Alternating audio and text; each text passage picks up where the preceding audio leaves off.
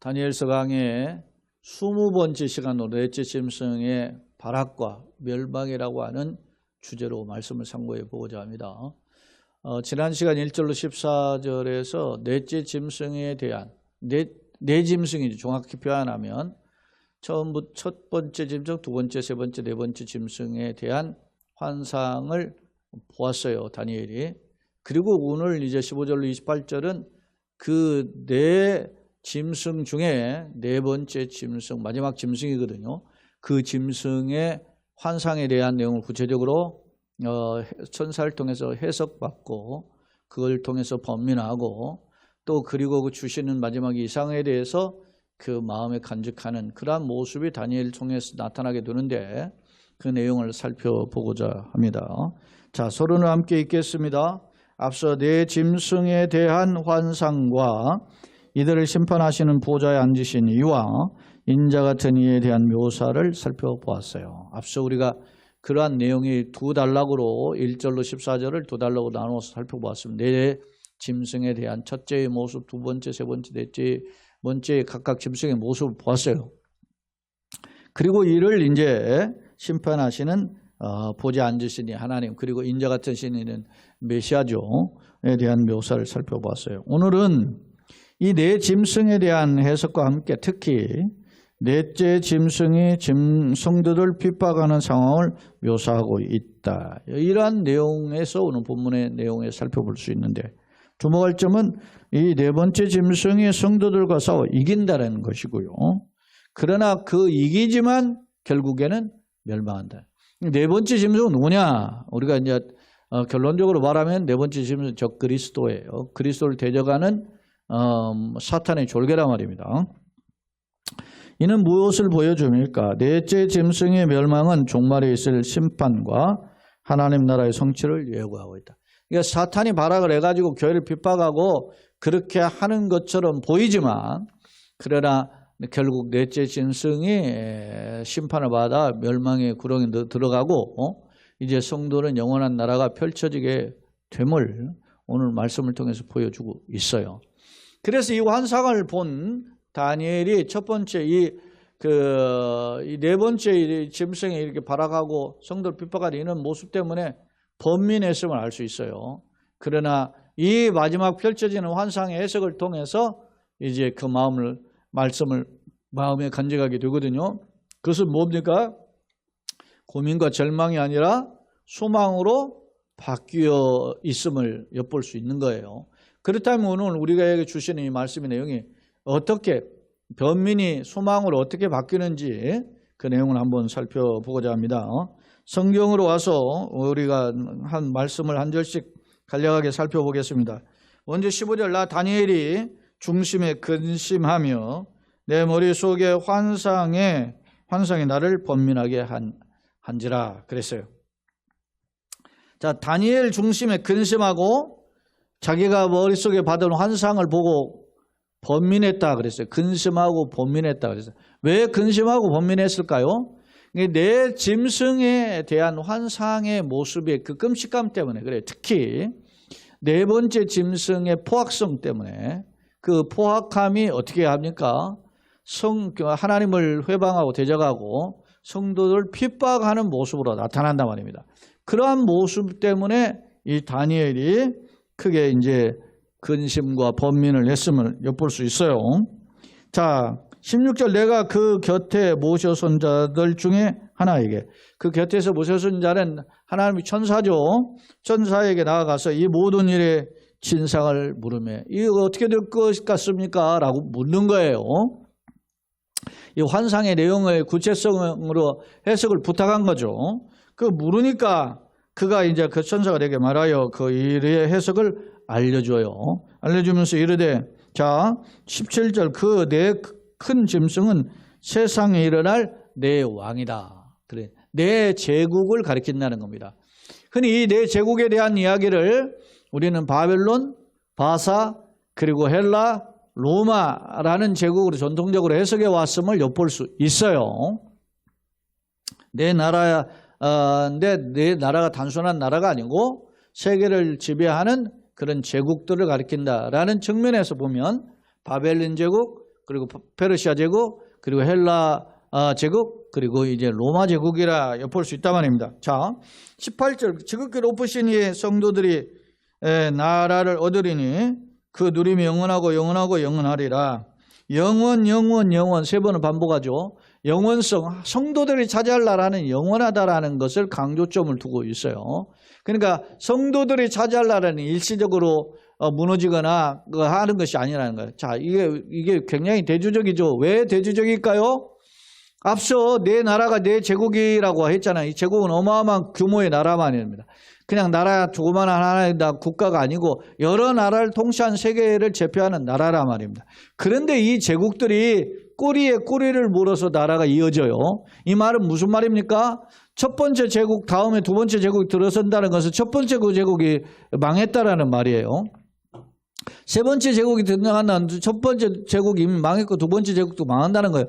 네 번째 제국이 등장한다는 것은 세 번째 제국도 망한다는 말이죠. 그에 반해서 성도들의 나라는, 성도들이 누릴 나라는 영원하고 영원하고 영원하다, 그렇게 이야기하는 것입니다. 대조적이죠. 세상의 제국은 강력하지만 영원하지 못해요.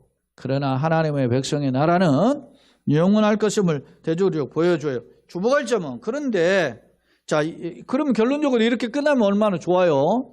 그런데 여기 보세요. 이에 내가 넷째 짐승에 대해서 물어요. 자, 해석이 확실히 알고자 물어요. 왜냐? 넷째 짐승의 모습이 더 끔찍했어요. 강력했고 무서웠어요. 그 넷째 짐승은 뭡니까? 강력한 힘을 가지고 있었음을 엿볼 수 있었단 말입니다. 그러니까 그 무시무시했다라는 것을 이 네 제국 중에서 네 번째는 특히 무서웠다기 때문에, 그래서 좀 더 그 네 번째 짐승에 대해서 확실히 더 알고자 물어요. 물으니까 그 네 번째 짐승인 다니엘이 목격한 짐승의 모습을 보세요.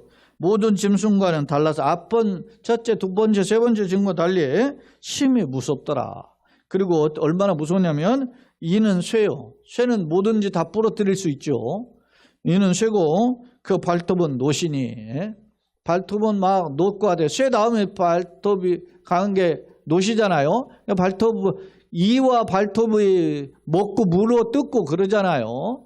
그렇게 핥히고 그 발톱은 노시니 먹고 부서뜨리고 나머지는 발로 밟았으며 철저히 짓밟는 그런 강력한 제국임을 우리가 이 그 문장을 통해서도 엿볼 수 있단 말입니다. 그런데 그 네 번째 제국의 모습이 어떻게 되어 있느냐? 그것의 머리에는 열 뿔이 있어요. 열 뿔은 왕위를 가리킨다, 그런 표현을 했어요. 열 뿔이 있고 그 위에 다른 뿔이 또 나오니까 세 뿔이 그 앞에 빠졌으며, 열 뿔이 있는데 그 앞에 세 뿔이 빠졌고 그 뿔에는 그 앞에서 뿔이 또 다른 뿔이 나오니까 세 뿔이 빠졌다. 자, 열 뿔이 있는데 또 다른 뿔이 하나, 작은 뿔이 하나 나오니까 먼저 있던 열 뿔 중에 세 뿔에 뽑혔다는 거예요. 빠졌고 그 뿔에는, 그 새로 나온 작은 뿔에는 뭐가 있느냐? 눈도 있고 큰 말하는 입도 있고 그 모양이 동류보다 더 커 보이더라. 이 작은 뿔로 등장하는 이 뿔의 모습을 보니까 눈도 있고 큰 말도 해요. 그런 그 모양이 다른 종류보다 뛰어나다는 거예요. 그래서 주목할 점, 이 작은 뿔로 등장하는 이 뿔이 왕인데 이 뿔이 무슨 짓을 하는지 보세요. 21절에 내가 본즉 이 뿔이 성도들과 더불어 싸워 그들에게 이겼더니, 성도들하고 싸운다? 성도들과 싸웠는데 성도들을 이겨버렸어요. 성도들을 핍박한다는 말이죠. 교회와 싸워 교회를 핍박하고 무너뜨리는 일을 하는 자가 등장하는 것이, 그게 뭐냐면 열 뿔 중에 또 다, 열 뿔 이후에 또다시 등장하는, 새롭게 등장하는 작은 뿔이에요. 근데 이 작은 뿔이 앞선 열 뿔하고 중에 세 뿔과 싸워서 이겨버린단 말이에요. 그러니까 이 작은 뿔이 왕인데, 뿔은 왕인데 강력한 힘을 가졌음을 엿볼 수 있단 말이에요.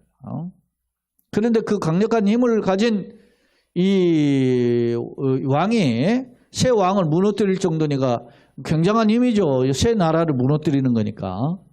그런데 그 왕이, 작은 뿔이 성도들과 싸워 성도들을 또 핍박한단 말입니다.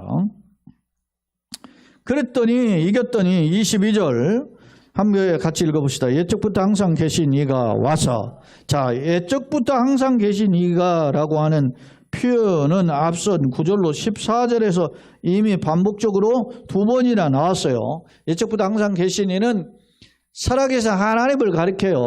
이가 와서 지극히 높으신 이의 성도들을 위하여 원한을 풀어준다. 이게 하나님을 가리키는데 근데 하나님의 파수꾼으로 보내신 이니까 메시아겠죠. 지극히 높으신 이 하나님을 가리키죠. 성부 하나님, 그 하나님의 성도들을 위하여 원한을 풀어준다. 그러니까 메시아가 와서 이 하나님의 백성들의 원한을 풀어주는, 원한이 어떤 원한입니까 지금? 작은 뿔과 싸워가지고 패해서 죽임을 당한 거잖아요. 성도들의 억울한 죽음, 순교의 피, 그것을 해결해 주시는 자로 등장하는 분이 누구라는 거예요? 하나님의 옛적부터 계신 이에요. 그러니까 전에도 계시고 지금도 장차 오실 분. 꼭 계시록에 나타난 누구예요 지금? 메시아에 대한 예요. 그리스도. 재림하시는 재림주에 대한 예고임을 엿볼 수 있어요. 이거는 그래서 에스겔 다니엘은 그래서 계시록과 맥을 같이 하는 이유가 바로 여기 있습니다. 그래 그 원한을 풀어준다. 그래 실제로 계시록에도 보면 하나님의 성도들이 일찍 죽음을 당한 성도들이 하늘에서 뭐라고 합니까? 하나님이 우리의 억울함 풀어주시는 데가 어느 때입니까? 물어보잖아요. 우리 과거에 옛날에 신원하여 주옵소서. 신원. 우리 억울함 풀어주는 게 신원이에요. 신원. 언제까지입니까? 그런 고백을 하잖아요. 탄식이 있어요. 자, 이런 그 성도들의 핍박을 당해서 이 작은 뿔에 의해서 죽임을 당한, 작은 뿔은 적그리스도라는 것을 알 수 있어요. 교회를 핍박하고 대적하는, 하나님을 대적하고 교회를 핍박하는, 그러니까 적그리스도란 말이에요. 그 적그리스도에 의해서 죽임을 당하는 원한을 풀어주고, 때가 이르면 성도들의 나라를 얻어요. 때가 이르면 어떤 때입니까? 하나님의 때죠. 구원의 때요. 구원의 완성의 때죠. 메시아의 재림의 때죠.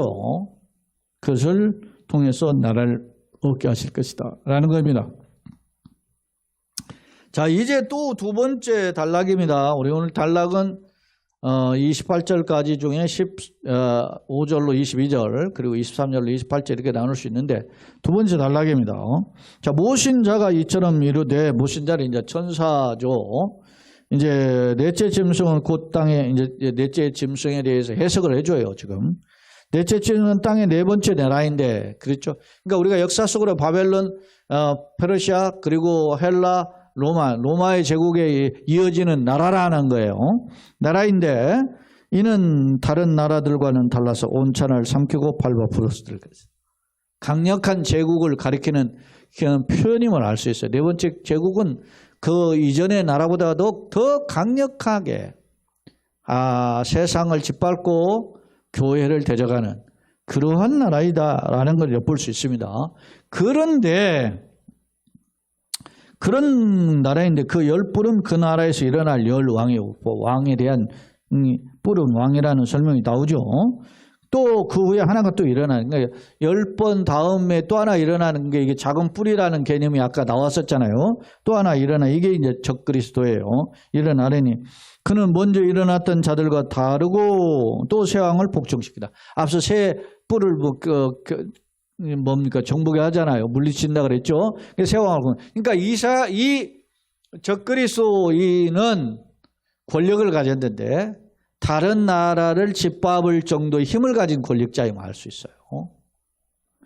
세 개의 나라를 복종시킬 정도니까.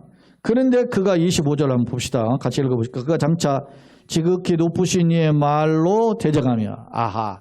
지극히 높으신 이를, 지극히 높으신 누구예요? 하나님이죠. 하나님을 말로 대적한다. 그러니까 말로 하나님 비방하는 거예요. 하나님 없어. 그 뭐 가짜야. 인간이 꾸며낸 말이야. 뭐 이런 식으로 이제 말로.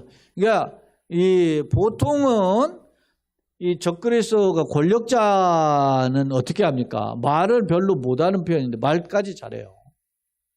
힘을 가졌죠? 언변이 탁월해요. 그러니까 이게 그 언어 구사력이 탁월하다는 거죠. 그러니까 말로 성도들 미혹하고 핍박하고 그리고 어떻게 해요? 세계를 미혹하는 자가 등장하는 거 말로. 그러니까 말이라는 것은 뭡니까? 사상이죠. 언어와 사상을 통해서. 철학 이런 걸 통해서 교회를 하나님을 비방하고 대적한다는 겁니다. 여기 그가 지극히 높으신 이를 말로 대적하고 또 지극히 높으신 이의 성도들을 괴롭게 핍박해. 대놓고 핍박해요. 여러분 이게 막가파죠 이게. 하나님을 막 대적하고 성도를 핍박하니까 교회는 하나무인이죠. 교회를 막 이렇게. 우리가 이런 걸 보는 겁니다. 오늘날 대놓고. 옛날에는 종교 자유와 이렇게 하면서도 교회에 대해서 비난해서도 뒷구멍으로 좀 했는데 지금 대놓고 한다? 이런 시대가 온다는 거죠. 이렇게 성도들 괴롭게 할 것이며 그가 또 때와 법을 고치고자. 때와 법이다. 때는 기한, 시간, 기간 뭐 그런 뜻이죠. 그게 무슨 때입니까? 하나님의 스케줄이죠. 그것을 고치는 지 마음대로 법을 고쳐요. 하나님 규례를 고쳐요. 이게 누가만 때와 법을 누가 고칩니까? 하나님만 하실 수 있는 거죠. 예수님께서도 때와 기한은 너희 알 바 아니요 그러잖아요.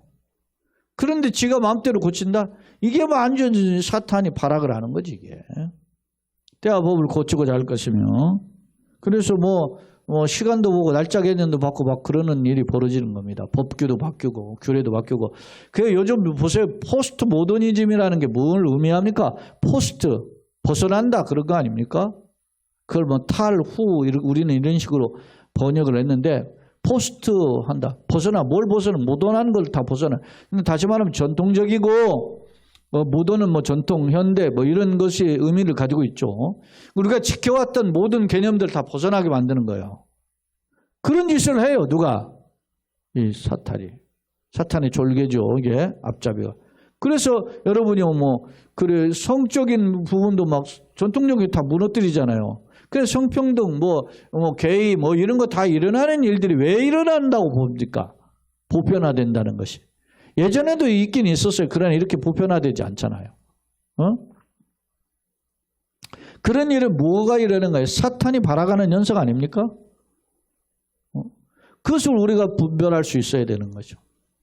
그러면서 그렇게 발악을 하는데 어떻게 하느냐? 그가 또 때와 법을 고치고자 할 것이요. 성도들은 그의 손에 붙임 바 되어 한 때와 두 때와 반 때를 지내라. 그의 손에 붙임 바 되어 핍박을 당한다는 거예요. 그 손에 붙잡혀가지고 붙임 바 돼가지고서 한 때와 두 때, 한 때, 두 때, 반 때. 이거에 한 때를 1년의 기간으로 하면 두 때는 2년, 반 때는 반년. 그래서 이게 3년 반 핍박 그래. 계시록에도 한 때와 두 때, 반 때 지난다는 표현이 나오죠. 42달이라는 개념은 나오잖아요. 42달, 1년은 12달이니까 3년은 36개월이고 반년이면 6개월이니까 42달 딱 맞잖아요. 응? 그리고 1260일인가 그거 나오잖아요.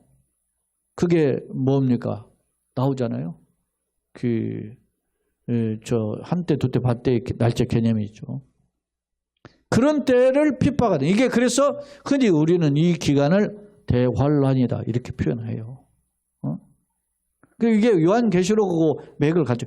여러분 보세요. 다니엘서는 요한계시록보다 2600년 전에 2700년 전에 주어진 말씀 아닙니까? 근데도 내용이 같다? 야, 이게 보여줄 환상이잖아요. 자, 그 다음에 이제 그러나 26절 그 이제 완전 반전이 일어나는 상황이 펼쳐질 것을 보여줘요. 그러나 심판이 시작되면 누가 심판이 시작이 돼요? 그래서 죄정과 함께 심판이 시작되죠. 그리스도의 심판이 시작이 되면 그는 권세를 그는 누구요? 적 그리스도. 사탄의 졸개죠. 권세를 빼앗기고 완전히 멸망해요. 사탄이 말아가는 것 같지만 그건 잠깐이라는 거죠. 멸망할 것이요. 나라와 권세와 온 천하 나라들의 위세가 나라, 권세, 온 천하의 나라 위세 이게 반복한 거죠. 온 세상의 권세는 지극히 높으신 이 하나님이죠. 하나님의 거룩한 백성에게 붙임받아요. 그게 권력이 이양된다는 거죠. 왜? 사탄이 지 것도 아닌데 가지고 껍죽거리다가 하나님의 통치 앞에 지극히 주님의 재림의 심판과 더불어 재림과 더불어 펼쳐진 심판에 다 드러나고 사탄은 결박당하고 이제 그 권세는 하나님의 백성에게 주어지고 영원한 나라가 펼쳐지는. 그러니까 사탄은 멸망한다는 것은 영원한 나라가 될 수가 없어요. 일시적인 것이 불과해요. 바라게 한때 두때 반때만 있는 거지요. 그러나 성도들에게 펼쳐질 나라는 영원한 나라가 되는 것임을 이야기해요. 영원한 나라이다. 모든 권세 있는 자들이 다 그를 섬기며 복종하래. 진정한 권력이 누구니까? 진정한 통치가 어디에서 비롯되는가를 오늘 말씀을 통해서 보여주고 있어요. 그 말이 예 그친지라. 그렇게 하니까 나타나엘의 중심이 어떻게 해요? 번민하였으며 내 얼굴이 변하였으나. 얼굴이 변했다는 번민함으로 얼굴이 팍 질린 거죠. 새파랗게 질린 거죠. 뭐 새하얗게 질리든 어떻게 창백해진 거예요. 얼굴이. 왜? 이 네 번째 나라가 성도를 핍박하고 죽여 하는 그런 모습이 그 악한 모습을 보니까 얼마나 심각함으로 쳐다봤겠어요. 그래서 얼굴빛이 번민하면서 변한 거죠. 이게. 변하였으나 그러나 그런 뜻이죠. 그러나 내가 이 일을 마음에 간직하여. 왜 이를 간직하게 돼요? 사탄이 바라가는 나라가 결국 무너지고 주님의 재림과 함께 성도들의 영원한 나라가 펼쳐진다. 앞서 나라와 권세와 온 천하의 위세가 나가지고 주 모든 영광이 주님께 돌아갈 것임을. 주기도문에도 나라와 권세와 영광이 아버지께 영원히 싸움나이다.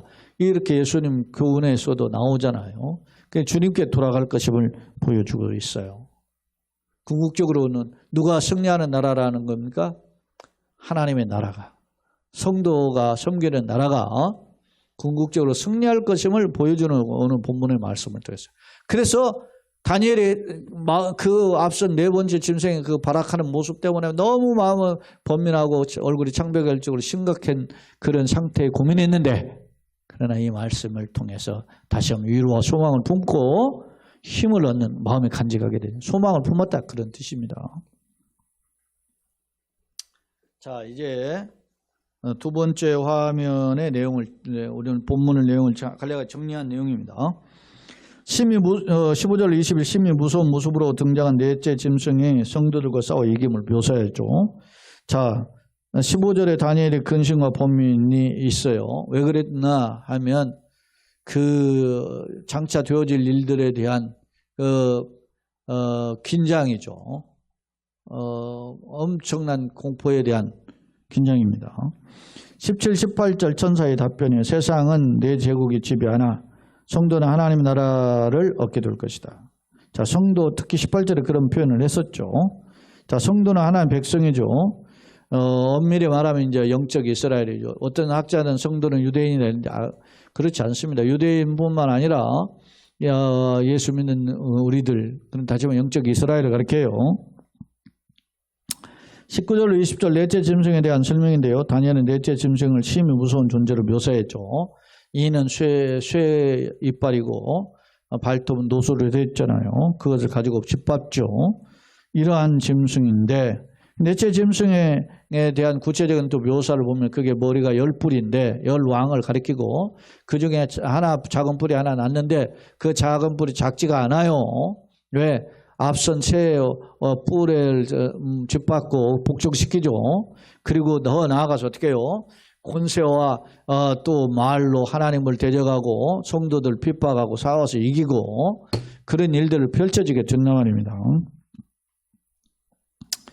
자, 이러한 것에 대해서 성도를 위로하시는 말씀이에요. 하나님의 나라가, 영광의 나라가, 영원한 나라가 이룰 것임을 반복해서 말씀하고 있어요. 자, 넷째 짐승이 상당 기간 성도를 괴롭힐 것은 보여져요.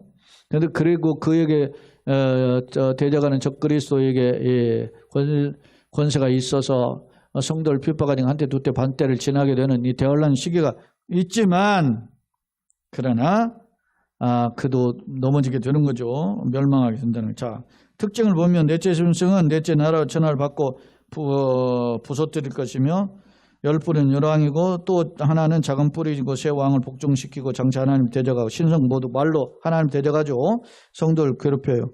심지어 때와 법을 고치고자 하고 창조 질서 및 하나님 규례를 파괴하자 하는 그 건방진 교만함이 막 하늘을 찌르죠. 그래서 성도를 핍박하는 한때와 두때 반때를 지나는 대환란이 찾아옵니다. 그러나 27절 이후에 적그리스도는 결국 어떻게 해요? 소멸돼요. 하나님 통치가 시작이 되고 이제 재림과 더불어서 적그리스도는 멸망하고 영원한 불못에 던져지고 성도들의 새하늘과 새 땅이 펼쳐지죠. 이런 영원한 나라의 주권을 성도는 얻게 될 것이다. 그래서 다니엘이 처음에 환상을 보면서 얼굴이 창백했지만 이러한 소망을 품게 되었다. 간직하게 되었다라는 단어가 레타더라는 히브리어는 그 마음을 지키다 딱 그걸 유지하고 있다는 흔들리지 않고 얼마나 흔들렸겠어요. 근데 딱 지키고 있다. 그런 뜻을 보여주고 있습니다. 자, 세 번째, 오늘 본문을 이제 정리해서 작은 뿔의 등장과 멸망입니다. 작은 뿔은 10뿔 이어서 등장한 작은 뿔이죠. 그런데 그 뿔이 새 뿔을 짓밟고 그리고 더 나아가 성도들과 싸워서 이기고 하나님 대적하는 말을 하고 이런 모습이죠. 작은 뿔은 결국 누구냐? 적그리스도를 가리키는 표현이다. 그는 권력을 갖고 새 왕을 복종시키고 또 교만한 말로 신성 모독하고 또 성도들과 싸워 이기고 핍박해야 된다. 그래서 한때와 두때 반때 지가 막 권력이 가는 것처럼 성도를 핍박하는 때가 온다 말입니다. 두 번째, 적그리스도의 심판과 성도 영광. 그러나 적그리스도는 하나님 준엄한 심판으로 대적자는 망하고 영광의 나라가 세워져요. 그리고 하나님의 심판이 펼쳐지게 되죠. 이건 이제 그리스도의 재림을 통해서 펼쳐지는 것임을 알 수 있어요. 즉 때가 되면 성도를 신원하여 영원의 나라를 주거나. 성도들의 신원은 억울함을 풀어주시는 때가 온다는 것입니다. 다니엘이 처음에 이러한 환상을 보고 네 제국과 특히 네 번째 제국인 넷째 짐승에서 나오는 작은 뿔의 활동을 통해서 얼굴이 창백해졌죠. 왜? 특히 모습이 말이죠. 예? 이 쇠이빨의 노발톱 같은 강력한 힘으로 교회를 핍박하니 얼마나 이 다니엘의 얼굴이 창백했겠어요. 그 마음속으로 번민했음을 엿볼 수 있어요.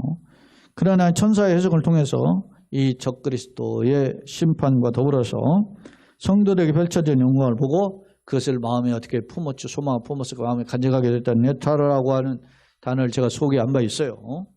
그렇게 되었다는 거예요. 그렇습니다. 우리가 이 땅에 나거나 살면서 사탄의 도전 후계가 때문에 힘든 것이 사실입니다. 여러분 더우면 사실은 지금 예배당이 말이죠. 제가 아까 보니까 한 28도 가까이 올라가가지고 더워요 지금 우리가. 근데 우리 이제 목사 가정 있으니까 우리끼리만 있으니까 지금 에어컨 안 끼고 있는데 더워. 제가 거기다가 양복까지 입어가지고 덥죠. 인간이 이런 겁니다. 더우면 덥고 추우면 춥고. 제가 아까도 낮에 친구 목사하고 이야기했는데 나이가 들수록 추우면 더 껴입고 덧입고 하는데 더우면 못 견디는 것이 나이가 들면 그런다 그래. 친구 목사 그래요. 우리가 나이가 많이 먹은 사람은 아니지만 한참 젊은 나이는 또 아니기 때문에 또 그렇다 그런 거예요. 그러니까 아무래도 더 힘들어지는 것이 인간 아니겠어요? 그 몸만 그렇습니까? 우리가 그러잖아요. 몸이 연약하면 조시가 좀 안 좋다 이런 표현도 하고 그러죠. 인간이기 때문에 연약한. 또 물질 돈 없으면 돈 때문에 전전긍긍하고 그렇죠. 그런데 제가 이렇게 선교사님들하고도 내가 통화도 했었지만은 그런 거죠. 오늘 이게 소위 새우 싸우면 고래등 터집니까? 고래 싸우면 새우등 터집니까? 우크라이나 전쟁이 우리 때문에 우리까지 영향이 있어가지고 생각해 보세요. 달달이 7,80만 원이라는 이자가 늘어나가지고 그게 100만 원 가까이 좀 줄었지만 그게 보통 일입니까? 작은 교회 형편상. 큰일이죠. 돈은 돈대로 돈 없으면 힘들어하는 거고. 또 이렇게 교인들 이렇게 해서 또 빠져나가고 또 안 나오면 그것 가지고 또 지치는 거. 우리 인간이 연약함이에요. 단지 그건 있습니까? 여러분도 삶의 현장에 살아가서 누군가에 부딪히면 가족 관계도 부딪히고 직장과 동료 그 때문에 힘들어하는 것이 우리의 모습이에요. 그런데 여러분 어떻게? 말씀으로 소망. 약속으로 소망. 이 다니엘이 지금 마음에 네타르라고 하는 이 간직하다는 이 표현 지킨 거죠. 그 마음을 굳게 붙잡은 거죠. 그런 은혜가 있기를 원합니다. 자, 마지막 결론입니다. 본문은 넷째 짐승의 환상에 대한 해석으로 넷째 짐승의 행위에 대해서 묘사하고 있다. 주목할 점, 넷째 짐승은 중에 작은 뿔이 등장하여 열뿔이 이제 뒤에 나타나죠. 열뿔 뒤에 나타난 작은 뿔이 등장하여 왕들을 새 왕을 복종시키죠. 그리고 성도들과 싸워 이기죠. 그리고 입으로는 하나님을 대적하고 모독하는 말을 하고 그렇게 합니다. 이게 이제 적그리스도인데요. 이 적그리스도가 세상 권력을 쥐고 신성 모독을 비롯해서 교회를 핍박하고 소위 속된 말로 발악을 하는 겁니다. 이 발악의 때에 한때와 두때, 세때, 한때와 두때, 반때가 지나는 이 세때 반이 지나가는 시기를 우리는 대환란을 보는데 뭐 계시록에는 그런 대환란을 전 3년 반, 후 3년 반으로 나누어서 어떤 학자는 7년 대환란 이렇게 표현하기도 하거든요. 어찌됐든 사탄이 발악하는 이런 대환란 때가 있으면 성경은 분명해요. 예고하고 있다. 하지만 하나님 심판이 시작되면 적그리스도는 결박되고 멸망하죠. 그리고 하나님의 나라, 성도들이 핍박을 당하고 고난당했던 그 눈물을 씻어주는, 신원하여 주는 때가 펼쳐져 영원한 나라가 세워짐을 묘사하고 있다. 때문에 다니엘은 환상을 보고 그 네 번째 짐승의 그 포악감 때문에 얼굴이 창백했지만 그러나 이 해석을 듣고 이제 마지막 성도가 회복되고 승리하게 되는 나라가 펼쳐질 것을 바라보고 마음이 어떻게 해요? 간직하게 되었다는 거예요. 소망을 품었다는 말이죠. 그럼 이건 무엇을 의미하는가? 하나님이 왜 다니엘서를 주셨을까요? 왜 다니엘을 통해서 이런 환상을 보여줬을까요? 소망을 품으라. 성경은 절망의 서신이 아닙니다. 절망의 환상이 아닙니다. 우리에게 소망을 주고 하나님의 비전을 보고 다시 일어서게 하시고자 하는 하나님의 분명한 비전을 담은 책이에요. 이 비전 속에는 영원한 나라, 영원한 생명, 영생, 영원한 구원, 천국, 부활 이러한 능력으로 다 기록되어 있잖아요. 그래서 성경은 무슨 책이에요? 생명책이죠. 오른편에 양의 물에는 영생이, 왼편에 염소의 물에는 영벌이 있잖아요. 우리는 어디에 속했습니까? 양의 물이요. 주님의 나라의 백성이잖아요. 거룩한 백성이요. 왕같은 제사장이요. 그러니까 우리가 이 하나님의 약속을 품어야 된다는 사실입니다. 네타르라고 하는 이 단어를 다시 한번 되새겨보면서 다니엘이 품었던 그 비전을 우리가 품고 우리가 비록 이 나그네 길을 간 또 다른 2700년이 흐른 2600년 정도가 흘렀죠. 그런 시간에 이러한 우리가 이 말씀을 생각하면서 하나님 나도 소망 가운데 그리스도를 바라며 승리하는 걸음 되게 주옵소서. 앞서 얘기했죠. 더우면 덥고 돈 없으면 돈 없고 세상에 연약하면 연약한 대로 흔들리는 인간이지만 그러나 주님 바라보고 다시 일어서게 하여 주옵소서. 기도하시고 하나님의 위로의 힘을 덧입는 저와 여러분 되시고 우리 교회와 가정들 되시기를 예수님의 이름으로 거듭 축원합니다. 아멘.